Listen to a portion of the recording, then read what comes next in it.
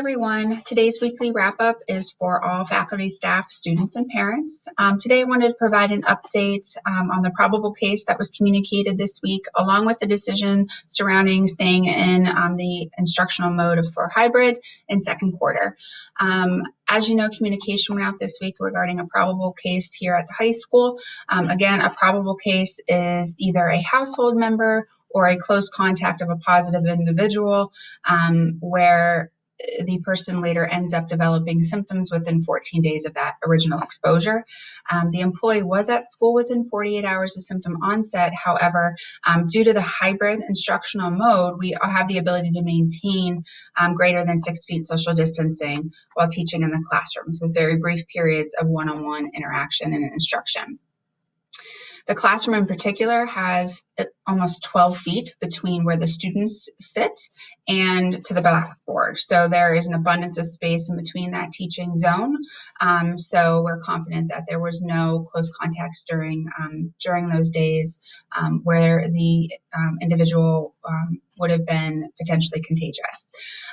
We also provided that separate communication, as we promised at the beginning of the school year, to all of the parents or guardians of the students in that individual's classroom. One thing I wanted to also share today was on Wednesday, the CDC actually changed the definition of what would be considered a close contact. And that new definition is a total of 15 minutes or more with shorter periods of time with repeated contact that are within 24 hours. This new definition change comes only after one incidence with one individual person. The state of Pennsylvania is not adapting, and neither is Erie County adopting that new change in definition. So a close contact will remain someone within 6 feet of a positive case for 15 minutes or greater within 48 hours of symptom onset. So I just wanted to clarify that for you. I know a lot of people have had questions about it this week. So please know that the definition of close contact that we have been using, that we have been educating, is not changing. You also received communication this week about second quarter remaining in hybrid mode. So much thought and consideration really went into this decision.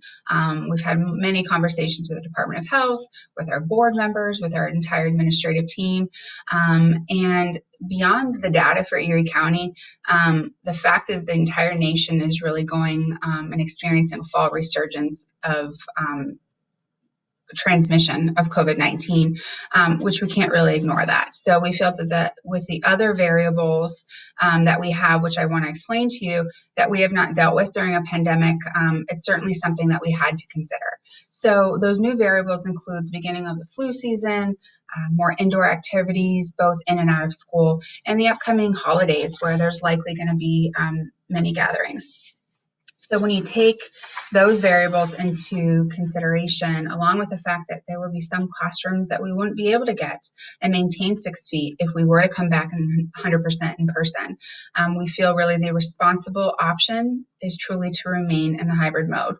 Going back to our probable case I just talked about, had we been 100% in person, we would have an estimated 60 students out on quarantine to be considered a close contact, and they would be out for at least 14 days working remotely. In addition to all this, if you just take the flu season as one of those new variables, perhaps there's a lot of people that may not have had the opportunity to get their flu shots yet.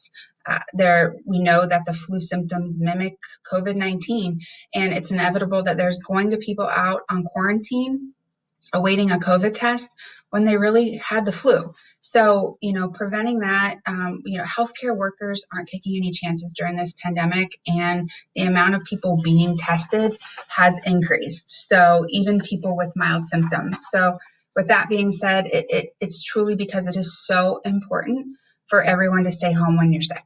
We'll continue to use our screening tool. We ask you to do the same. We use that same tool at school. If anyone's displaying any symptoms related to COVID-19 at school, or staff or students, we will continue to send them home. We want to keep our students in school as much as possible, and we really feel that remaining in the hybrid model will allow us to do that by maintaining social distancing while we're here. Science has shown during this pandemic, that the less opportunity for social distancing, the higher the risk of transmission.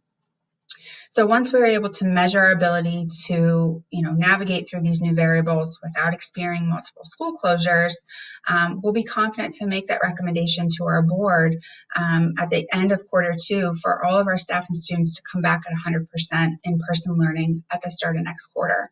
So this is, not something that is going to be for the rest of the year necessarily. We have to take everything into consideration, and we did just that. So that's really all I have to share today.